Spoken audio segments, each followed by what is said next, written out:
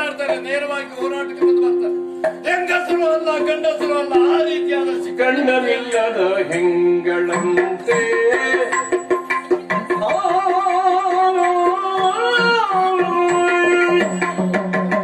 ಗಂಡನಿಲ್ಲದ ಹೆಂಗಳಂತೆ ನಾಚಿಕೊಂಡು ನೀ ಮರೆಯಲ್ಲಿ ನಿಂತೆ, ನಾಚಿಕೊಂಡು ನೀ ಮರೆಯಲ್ಲಿ ನಿಂತೆ, ಮರೆಯಲ್ಲಿ ನಿಂತೆ. ಹೆಂಡತಿಗಾಗಿ ಕಣ್ಣೋಲ ಮುತ್ತಿನ ಮೇಲೆ ನೀನು, ಹೆಂಡತಿಗಾಗಿ ಕಣ್ಣೋಲ ಮುತ್ತಿನ ಮೇಲೆ ಪಟ್ಟಗಳ ಮಾಡಿದೆ, ಹಸ್ತದಲ್ಲಿ ಪಿಲ್ಕೊಂಡು ಬಾಣವ ಹೂಡಿದೆ, ಜೋಡಾಗಿದ್ದ ಗಂಡಸು ತಲ ದೂರಿದೆ.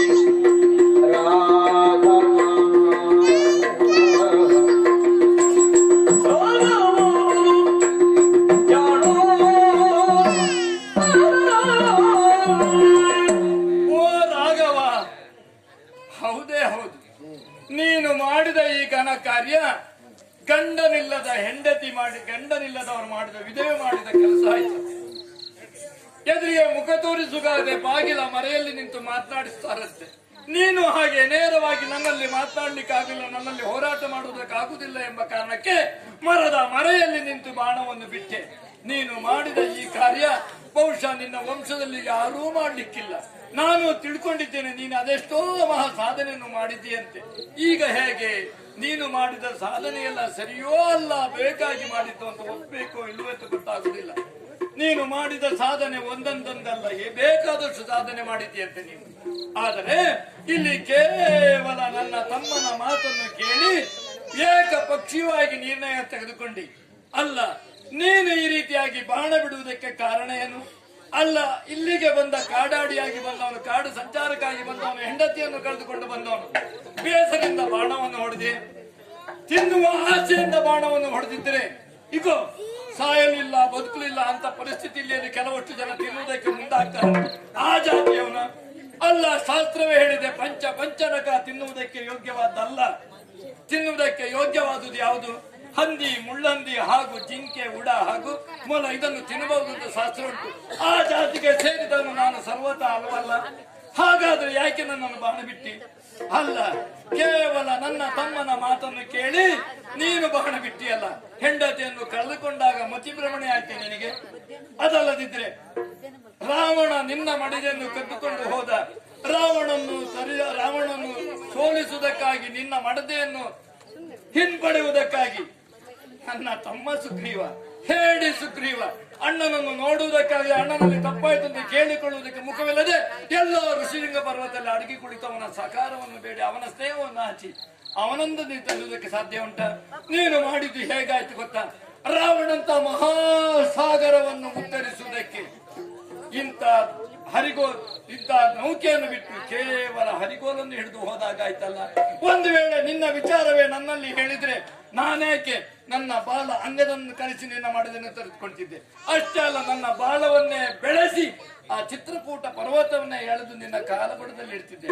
ಅದನ್ನು ಮಾಡಲಿಲ್ಲ ರಾಮ. ಇದನ್ನೆಲ್ಲ ಯಾಕೆ ಮಾಡಿದ್ದಿ ರಾಮ? ನೀನು ಮಾಡಿದ್ದು ಜಾಣ ಕಾರ್ಯವೇ ಹೌದಾದ್ರೆ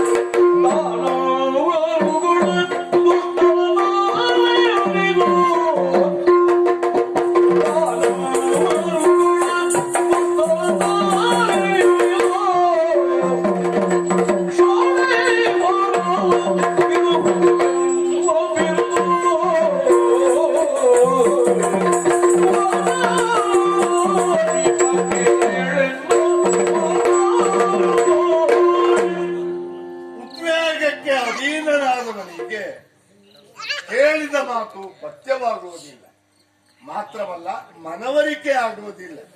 ಆದ್ದರಿಂದ ನಿನಗೆ ಎಷ್ಟು ಜರಿಯಬೇಕು ಅಂತುಂಟು ಅಷ್ಟು ಜರಿಯುವವರೆಗೆ ನಾನು ಮೌನ ಮುದ್ರೆಯನ್ನು ತಾಳಿದ್ದೆ. ವಾನರರ ಅಧಿಪನಲ್ಲವೇ ನೀನು? ಅಷ್ಟು ಮಾತ್ರವಲ್ಲ, ಇಂದ್ರಜಾತ ನಿನ್ನ ತಾಯಿ, ಹೀಗೆ ನಿನ್ನ ತಂದೆ ತಾಯಿ ಇಬ್ರು ಒಬ್ಬರೇ ಅಲ್ವೇ? ಹಾಗಿದ್ರೆ ಇಂದ್ರಾನುಗ್ರಹದಿಂದ ನೀನು ಹುಟ್ಟಿದ್ದಿ. ಜಗಕ್ಕೆ ಹಿತವನು ಶಕ್ರ, ಶಕ್ರ ಸುತನಾದಂತ ನಿನಗೂ ಸರ್ವಜನರ ಹಿತಾಕಾಂಕ್ಷೆ ಇರಬೇಕಾದ ಅನಿವಾರ್ಯತೆ ಉಂಟೋ ಇಲ್ವೋ? ಹಾಗಿದ್ರೆ ವಾನರರ ಅಧಿಪನಾಗಿ ಇಂದ್ರ ಜಾತನಾಗಿ ನನ್ನ ಮಾತನ್ನು ಕೇಳಬೇಕು. ಯಾಕೆ?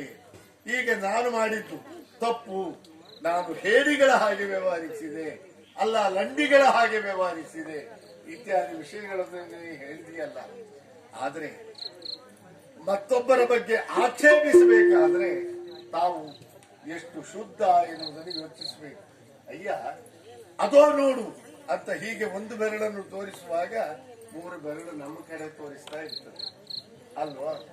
ಹಾಗಿದ್ರೆ ನನ್ನನ್ನು ಆಕ್ಷೇಪಿಸುವಂತಹ ನೀನು ಎಷ್ಟು ಸರಿ ಇದ್ದಿ, ಎಷ್ಟು ತಪ್ಪು ಮಾಡಿದ್ದಿ, ಎಷ್ಟು ನ್ಯಾಯ ರೀತಿಯಲ್ಲಿ ನಡೆದ್ದಿ, ಇದನ್ನು ಆಲೋಚಿಸಬೇಕಾಗ್ತದೆ. ನಾನು ಸೂರ್ಯವಂಶದ ಚಕ್ರವರ್ತಿ ಮನೆತನದಲ್ಲಿ ಹುಟ್ಟಿದವ. ಹಾಗೆ ಅಂತ ಇಂದ್ರಾನುಗ್ರಹದಿಂದ ಈ ಭೂಮಿಯ ಬೆಳಕನ್ನು ಕಂಡವ ನೀನು. ಕ್ಷೋಣಿ ವಾರವ ನಿಳುಹುವುದು ಎಂಬವಿರುವುದು ನನ್ನ ದೊಬ್ಬನದ್ದೇ ಅಲ್ಲ, ಆ ಮಣಿ ನಿನಗೂ ಉಂಟು ಅಂತ. ಕೇವಲ ಮಂಗ ಅಲ್ಲ ನೀನು, ವಾನರರಿಗೆ ಅಧಿಪನಾಗಿದ್ದವನ ಮಾತ್ರ ಅಲ್ಲ. ನಾನು ಕೇಳಿದ್ದೇನೆ, ಪ್ರತಿನಿತ್ಯ ಚತುಸಾಗರದಲ್ಲಿ ಸ್ನಾನ ಮಾಡಿ ಸಂಧ್ಯಾ ವಂದನೆ ಮಾಡಿದವನಂತೇನೆ. ಅಂತಹ ಒಬ್ಬ ದಾನಿಯಾಗಿ ವೈದಿಕ ವಿಧಿಯನ್ನು ಒಪ್ಪಿದವನಾಗಿ ನೀನು ಮಾಡಿದ್ದು ಎಷ್ಟರ ಮಟ್ಟಿಗೆ ಸರಿ? ನ್ಯಾಯವೋ ಇದು?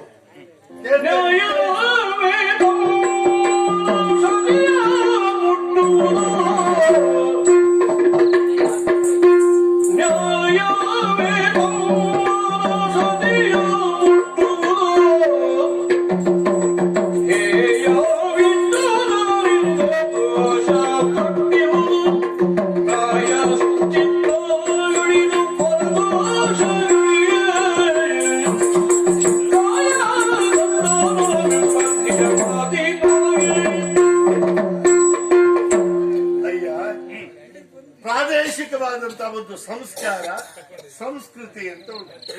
ಆರ್ಯರು ಮತ್ತು ದ್ರಾವಿಡರು ಅಂತ 2 ವರ್ಗದವರು. ನಿಮ್ಮಲ್ಲಿಯೇ ಆಗಲಿ ದ್ರಾವಿಡರಲ್ಲೇ ಆಗಲಿ ನ್ಯಾಯವೇ ತಮ್ಮನ ಸತಿಯ ಮುಟ್ಟುವುದು. ನಾನು ಕೇಳಿದ್ದೇನೆ, ರುಮಣ್ವಾನನ ಸುತೆಯಾದಂತಹ ರುಮೆಯನ್ನು ನಿನ್ನ ತಮ್ಮನಿಗೆ ನೀನೇ ಮದುವೆ ಮಾಡಿಸಿದವನಲ್ಲವೇ? 5000 ವರ್ಷಗಳ ಕಾಲ ಗೋಲಬನೆಂಬ ಗಂಧರ್ವನಲ್ಲಿ ಹೋರಾಡಿ ಅವನನ್ನು ಶರಣಾಗತನನ್ನಾಗಿಸಿ ನೀನು ಮದುವೆ ಮಾಡಿಸಿದ. ನಿನಗೆ ಅವಳು ಬೇಕು ಅಂತ ಇದ್ರೆ ಆಗಲೇ ಅವಳು ಒಪ್ಪಿದವಳಲ್ಲ. ನಾನು ಮದುವೆ ಆಗುವುದಿಲ್ಲ, ನನಗೆ ತಾರೆ ಇದ್ದಾಳೆ, ನನ್ನ ತಮ್ಮ ನನ್ನಂತೆ ಬಲವಂತ, ನನ್ನಷ್ಟೇ ಒಳ್ಳೆಯವನು, ಅವನನ್ನು ಮದುವೆ ಆಗಬೇಕು ಅಂತ ಹೇಳಿದಾಗ ಒಪ್ಪಿದ್ದು. ನಮ್ಮಲ್ಲಿಯ ಸಂಪ್ರದಾಯ ಹೇಗೆ ಗೊತ್ತುಂಟು? ಮಾವನ ಮತ್ತು ಗಂಡನ ಅಣ್ಣ ಭಾವನ ಹೆಸರು ಹೇಳಬಾರದು, ಅವರ ಮೈ ಮುಟ್ಟಬಾರದು. ಈ ಸಂಪ್ರದಾಯ, ಈ ಪ್ರಾದೇಶಿಕವಾದ ಪದ್ಧತಿ. ನೀವು ಒಪ್ತೀವಿ ಅದನ್ನು? ಆದ್ರೆ ವಾನರರಿಗೆ ಅದಿಲ್ವಲ್ಲ? ಅಲ್ಲ, ವಾನರಾದಿ ಇಂದ್ರಜಾತನಿಗುಂಟಲ್ಲ, ಆದ್ದರಿಂದ ಹೇಳಿದ್ದು. ಹಾಗಿದ್ದರೆ ನ್ಯಾಯವೇ ತಮ್ಮನ ಸತಿಯ ಮುಟ್ಟುವುದು ಅದೊಂದು ಹೇಯ ಕಾರ್ಯವಾಗಿ ಹೋಯಿತು. ಈಗ ತಪ್ಪು ಮಾಡಿದವನಿಗೆ ಶಿಕ್ಷೆ, ಉಪ್ಪು ತಿನ್ನವ ನೀರು ಕುಡಿಬೇಕು, ತಪ್ಪು ಮಾಡಿದವ ಶಿಕ್ಷೆ ಅನುಭವಿಸಬೇಕು, ತಲೆಗೆರೆದ ನೀರು ಕಾಲಿಗೆ ಬರಬೇಕು ಅಲ್ವಾ? ಹಾಗೆಯೇ ನಿನ್ನ ತಮ್ಮನ ಸತಿಯಾದಂತಹ ರುಮೆಯನ್ನು ಈಗ ನೀನು ಹೇಳ್ಬಹುದು. ಆ ಯಾವುದು ಮಾಯಾವಿ ಪ್ರಕರಣದಲ್ಲಿ ನೀನು ಗುಹೆಯ ಒಳಗೆ ಇದ್ದಾಗ ಸಿಂಹಾಸನ ಪಕ್ಕದಲ್ಲಿ ಕುಳಿಸಿಕೊಂಡಿದ್ದ. ಹೌದದು. ತಾಳುವಿಕೆಗಿಂತಧಿಕ ತಪವೂ ಬೇರಿಲ್ಲ. ತಣ್ಣೀರಾದ್ರೂ ತಣಿಸಿ ಕುಡಿಬೇಕು ಅಂತ ಹೇಳಿದ ನಮ್ಮ ಭಗವತ್ ಪ್ರೀತ್ಯಾಸ್ಪದರಾದ ಭಾಗವತರಿದ್ದಾರಲ್ಲ, ಅವರು ಹೆಡ್ರು ಅಲ್ಲ, ಹುಚ್ಚರು ಅಲ್ಲ, ಹುಂಬರು ಅಲ್ಲ. ಅವರು ಜ್ಞಾನಿಗಳು. ಅಂದರೆ ನಿಧಾನವಾಗಿ ನಾವು ಆಲೋಚಿಸಿದಾಗ ಸರಿ ಯಾವುದು ತಪ್ಪು ಯಾವುದು ಅಂತ ಆಲೋಚಿಸುವುದಕ್ಕೆ ಸಾಧ್ಯವಾಗ್ತದೆ. ಅವಸರ ಅನಾಹುತಕ್ಕೆ ಹೇತು, ದುಡುಕಿನಿಂದ ಆಗುವುದು ಕೆಡುಕು, ಈ ಶಬ್ದಗಳೆಲ್ಲ ಸುಮ್ಮನೆ ಪ್ರಯೋಗಕ್ಕೆ ಬಂದದ್ದಲ್ಲ. ರುಮೆಯನ್ನು ನೀನು ಬಲಾತ್ಕಾರವಾಗಿ ತೆಗೆದುಕೊಂಡು ಇಟ್ಕೊಂಡೆ. ನಿನ್ನ ಜೊತೆ ಬರ್ಲಿಕ್ಕೆ ಅವ್ರು ಇಷ್ಟಪಟ್ಟಿದ್ಲ? ಇಲ್ಲ, ಬೇಡ. ಸುಗ್ರೀವನ ಬಗ್ಗೆ ನಿನಗೆ ದ್ವೇಷ ಇರಬಹುದು, ಆಕ್ಷೇಪ ಇಲ್ಲ. ಅವ ಮಾಡಿದ ತಪ್ಪಿಗೆ ನೀನು ಮಾಡಿದ್ದು ಸರಿಯೇ, ಅವನನ್ನು ದಂಡಿಸಿದ್ದು ಸರಿಯೇ. ಆದ್ರೆ ರುಮಿ ಏನ್ ತಪ್ಪು ಮಾಡಿದ್ಲು? ಅವಳನ್ನು ಪತಿವಿಯೋಗ ಸ್ಥಿತಿಯನ್ನು ಒದಗಿಸಿಬಿಟ್ಟಿಯಲ್ಲ. ಆ ಒಬ್ಬಳು ಸುಬಗೆಯಾದಂತ ಸಾಧ್ವಿಯಾದಂತ ಒಬ್ಳು ಹೆಣ್ಣಿಗೆ ನೀನು ಶಿಕ್ಷೆ ಕೊಟ್ಟೆ, ಇದು ತಪ್ಪು. ರುಮೆ ನಿನ್ನ ಜೊತೆಯಲ್ಲಿರುವಾಗಲೂ ಅವಳು ನೆನಪಿಸುವುದು ಸುಗ್ರೀವನನ್ನೇ ಅಲ್ಲದೆ. ಹಾಗಿದ್ದರೆ ಗಂಡ ಮಾಡಿದ ತಪ್ಪಿಗೆ ಹೆಂಡತಿಗೆ ಶಿಕ್ಷೆ ಕೊಡುವುದಲ್ಲ.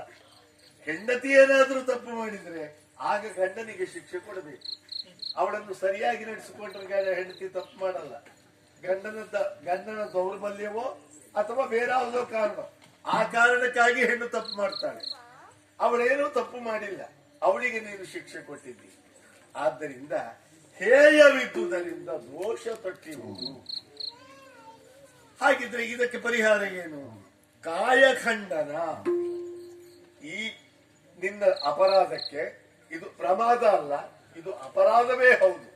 ಇದಕ್ಕೆ ಪ್ರಾಯಶ್ಚಿತ್ತ ಏನು? ಕಾಯಖಂಡನ. ಅಂದ್ರೆ ಕೊಲ್ಲೇಬೇಕು ಅಂತ ನಿರ್ಣಯ, ಆದ್ರೆ ಕೊಲ್ಲುವುದಿಲ್ಲ. ಯಾಕೆ? ನೀನೇನಾದ್ರೂ ಬದಲಾಗ್ತಿ ಅಂತ ಆದ್ರೆ ಬದುಕು ಅನ್ನುವುದು ಒಮ್ಮೆಯೇ ಇರುವುದು.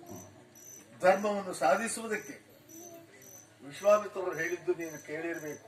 ಅವರು ನಾಯಿ ಮಾಂಸ ತಿಂದಿದ್ರು ಒಂದು ಕಾಲದಲ್ಲಿ. ಯಾಕೆ? ತಪಸ್ಸಿನಲ್ಲಿ ಅದೆಷ್ಟೋ ಕಾಲ ಇದ್ದ ಅವರು ಜಾಗೃತಾವಸ್ಥೆಗೆ ಬಂದಾಗ ವಾಸ್ತವ ಸ್ಥಿತಿ ಹಸಿವೆ. ಮನುಷ್ಯರಿಗೆ 3 ದೇಹ, ಒಂದು ಸ್ಥೂಲ, ಒಂದು ಸೂಕ್ಷ್ಮ, ಮತ್ತೊಂದು ಕಾರಣ. ಈ ಸ್ಥೂಲ ಶರೀರಕ್ಕೆ ಹಸಿವೆ ಇರ್ತದೆ, ಸೂಕ್ಷ್ಮ ಶರೀರಕ್ಕೆ ದಾನ ಇರ್ತದೆ, ಕಾರಣ ಶರೀರಕ್ಕೆ ಬೇಕಾದ ಪರಿಕರಗಳ ಬಗ್ಗೆ ಪ್ರಲೋಭನೆ ಇರ್ತದೆ. ಅಯ್ಯ, ಹಾಗಿದ್ರೆ ಆ ವಿಶ್ವಾಮಿತ್ರರು ಒಬ್ಬ ಚಂಡಾಲನ ಮನೆಯಲ್ಲಿ ಅರೆಬೆರೆ ಬೆಂದ, ಉಪ್ಪು ಖಾರ ಹಾಕದೇ ಇದ್ದ, ಸರಿ ಕುದೀದೇ ಇದ್ದ, ಒಲೆಯಲ್ಲಿ ಮಡಿಕೆಯಲ್ಲಿ ಬೇಯ್ತಾ ಇದ್ದ ಆ ನಾಯಿ ಮಾಂಸವನ್ನು ತೆಗೆದು ಹೊಟ್ಟೆ ತುಂಬ ಬೆಂದ್ರು. ಆಮೇಲೆ ಈ ತಿಂದಾದ ಮೇಲೆ ಕೆಲವು ಸಲ ಬಾಯಾರಿಕೆ ಆಗುವುದುಂಟು. ಹೀಗಂದ್ರು ಬಾಯಾರಿಕೆ ಆಗ್ತದೆ. ಅವಾಗ ಅವನ ಹೇಳಿದ, ಸ್ವಾಮಿ ತಂದ್ಬಿಡ್ತೇನೆ, ನೀರು ತಂದು. ಚಂಡಾಲ ಬ್ರಹ್ಮ ಋಷಿಯಾದ ನನಗೆ ನೀರು ಕೊಡುವಷ್ಟು ಉದ್ದಟತನವೇ ನಿನಗೆ? ಆಗ ಅವಾಗ ಹೇಳಿದ, ಸ್ವಾಮಿ ನನ್ನ ಮನೆಯಲ್ಲಿ ಸರಿ ಬೇಯದೆ ಇದ್ದ, ಉಪ್ಪು ಖಾರ ಹಾಕದೇ ಇದ್ದ, ನಾಯಿ ಮಾಂಸ ತಿನ್ನುವಾಗ ನಿಮಗೆ ಮಡಿವಂತಿಕೆ ಬರಲಿಲ್ಲ, ನಾ ಕೊಟ್ಟ ನೀರು ಕುಡಿಯುವಾಗ ನಿಮಗೆ ಮಡಿವಂತಿಕೆ. ಆಗ ವಿಶ್ವಾಮಿತ್ರರು ಹೇಳಿದ ಮಾತೊಂದುಂಟು, ಶರೀರ ಮಾಧ್ಯಮ ಖಲು ಧರ್ಮ ಸಾಧನ. ನಾವು ಬದುಕಿ ಉಳಿದರೆ ಧರ್ಮ ಸಾಧನೆ ಮಾಡುವುದಕ್ಕೆ ಸಾಧ್ಯ, ಸತ್ತರೆ ಏನ್ ಮಾಡ್ಲಿಕ್ಕೆ ಸಾಧ್ಯ? ಏನೂ ಇಲ್ಲ. ನಾನು ಈಗ ಮಾಂಸ ತಿನ್ನದೇ ಇದ್ದಿದ್ರೆ ಬದುಕ್ತಲೇ ಇರಲಿಲ್ಲ, ಬದುಕಿದ್ದೇನೆ. ಇನ್ನು ನೀರು ಕುಡಿದ್ರೆ ಅದು ತಪ್ಪೌದು, ಇದು ಎರಡನೇ ತಪ್ಪಾಗ್ತದೆ. ಆದ್ರಿಂದ ನೀರು ಕೊಡುವುದು ಬೇಡ, ಇದಕ್ಕೆ ಪ್ರಾಯಶ್ಚಿತ್ತ ನಾನು ಮಾಡಿಕೊಳ್ತೇನೆ ಅಂತ. ನಾನಿದನ್ನು ಯಾಕೆ ಹೇಳಿದೆ?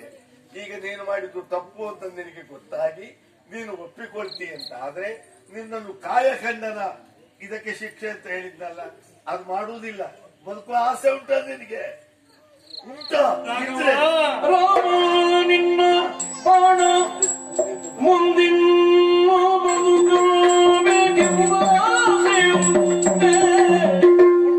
ಹಿಂದೆ ಬಾಣವರು ನೋಯರಂತೆ. ಜೀವ ಬೆಲ್ಲಕ್ಕಿಂತ ಸಿಹಿ ಅಂತ ಒಂದು ಮಾತು. ಕೈಕಾಲುಗಳು ಸರಿ ಇಲ್ಲದೆ ಇದ್ದರು, ನಡೆಯುವುದಕ್ಕೆ ಆಗದೇ ಇದ್ದರು, ವೃದ್ಧಾಪ್ಯ ಆವರಿಸಿದ್ದರು, ಸಾವನ್ನು ಯಾರೂ ಸ್ವಾಗತಿಸುವುದಕ್ಕೆ ಸಿದ್ಧರಾಗುವುದಿಲ್ಲ. ಅಯ್ಯೋ ದೇವರೇ, ಎಲ್ಲವನ್ನೂ ಬಿಟ್ಟು ಹೋಗ್ಬೇಕಲ್ಲ ಅಂತ ಚಡಪಡಿಸ್ತಾನೆ. ಯಾಕೆ? ಬದುಕಬೇಕು ಅಂತ, ಬದುಕಬೇಕು ಅಂತ. ನಿನಗೆ ಬದುಕುವ ಆಸೆ ಇದ್ರೆ ನನ್ನಲ್ಲೇ ಹೇಳು. ಈಗ ನೀ ಹೇಳಿದೆಯಲ್ಲ, ನಾನು ಎಡಗೈಯಲ್ಲಿ ತಡ ಹಿಡಿದಿದ್ದೇನೆ. ನೀ ಹೇಳಿದಾಗೆ ಕೇಳುವ ಬಾಣ ಅಲ್ಲ ಅದು. ನಾನು ಎಲ್ಲಿವರೆಗೆ ಅದು ಹೋಗ್ಬೇಕು ಅಷ್ಟನ್ನೇ ಆಜ್ಞಾಪಿಸಿ ಕಳಿಸಿದ್ದೇನೆ, ಅಲ್ಲಿಯೇ ನಿಂತಿದ್ದೆ. ನೀನು ಕೈ ಬಿಟ್ಟರು ಅದು ಮುಂದೆ ಹೋಗುವುದಿಲ್ಲ, ಕೆಳಗೆ ಬಿಡುವುದೂ ಇಲ್ಲ, ಹಾಗೇ ಇರ್ತದೆ. ಮುಂದಿನ್ನು ಬದುಕಬೇಕೆಂಬ ಆಸೆಯುಂಟೆ ಇದ್ದರೆ ಹೇಳು, ಹಿಂದೆ ತೆಗೆವೆ ಬಾಣ, ಅದು ನೋಯದಂತೆ. ಅಂದ್ರೆ ನಿನಗೂ ನೋವಾಗ್ತದೆ ಅಂತಲ್ಲ, ನಿನಗೂ ನೋವಾಗುವುದಿಲ್ಲ, ಅದಕ್ಕೆ ಹೇಗೂ ನೋವಾಗುವುದಿಲ್ಲ, ಅದು ಜೀವಂತ ಶರ ಅದು. ಆದ್ದರಿಂದ ಅದು ನೋಯದಂತೆ ಅಂತ ನಾ ಹೇಳಿದ್ದು. ಆದ್ದರಿಂದ ಈಗ ಹೇಳು, ಆದ್ರೆ ಹಿಂದೆ ತೆಗಿಬೇಕು ಅಂತ ಆದ್ರೆ ಮೊದಲನ ಹಾಗಿರ್ಬೇಕು. ವಾಲಿ ಸುಗ್ರೀವರು ಅಂದ್ರೆ ಹೇಗೆ, ಒಂದು ಹಣ್ಣು ಸಿಕ್ಕಿದರೆ ಅಣ್ಣ ತಮ್ಮಂದಿರು ಇಬ್ಬರು ಹಂಚಿ ತಿನ್ನುತ್ತಿದ್ದಂತಹ ಕಾಲ ಒಂದಿತ್ತಂತೆ. ಆ ವಾಲಿ ಸುಗ್ರೀವರನ್ನು ಕಾಣುವ ಯೋಗ ಈ ಕಣ್ಣುಗಳಿಗಿದ್ದರೆ ಇದನ್ನು ಹಿಂದೆ ತೆಗೀತೇನೆ. ಆ ಸಹೋದರನೊಂದಿಗೆ ಇಂದೆಂದೂ ರಾಮಚಂದ್ರ ಅಪ್ಪಣೆಯ ಕೊಡಲಾಗಿ ಈತ ಸಾಕ್ಷಾತ್ ನಾರಾಯಣನು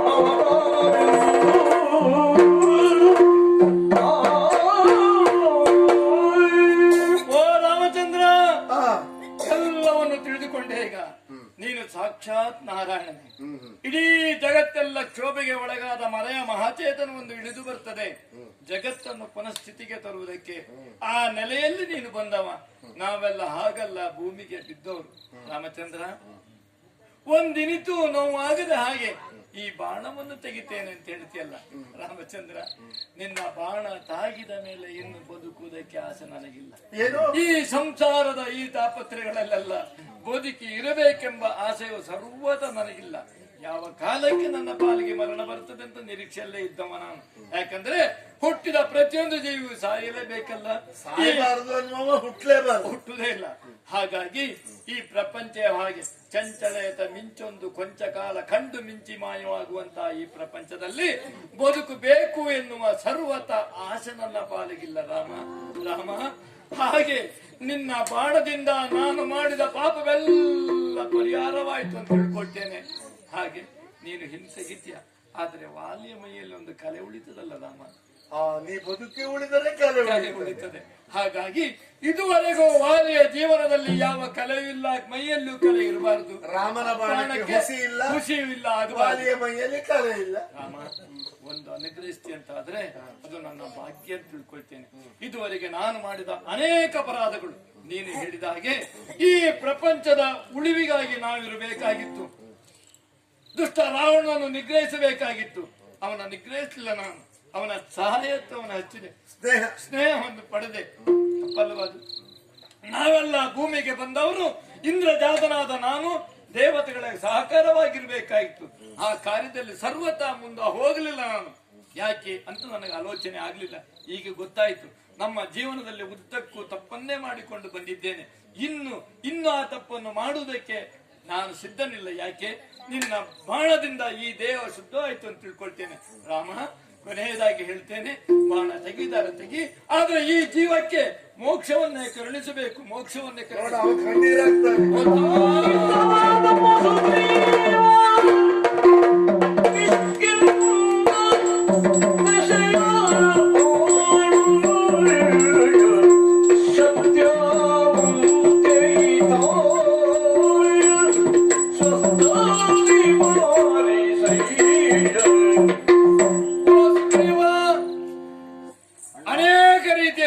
ಕೊಟ್ಟಿದ್ದೇನೆ.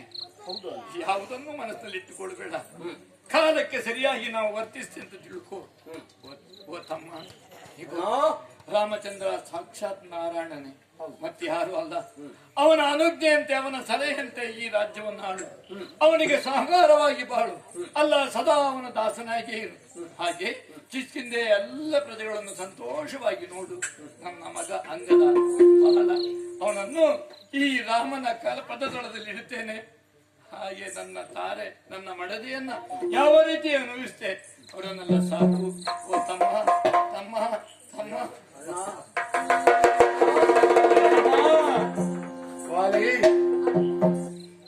ಪ್ರತಿಯೊಬ್ಬರೂ ಹಾಗೆ ಈ ಪ್ರಪಂಚದಿಂದ ಒಂದಲ್ಲ ಒಂದು ದಿನ ನಿರ್ಗಮಿಸಲೇಬೇಕು.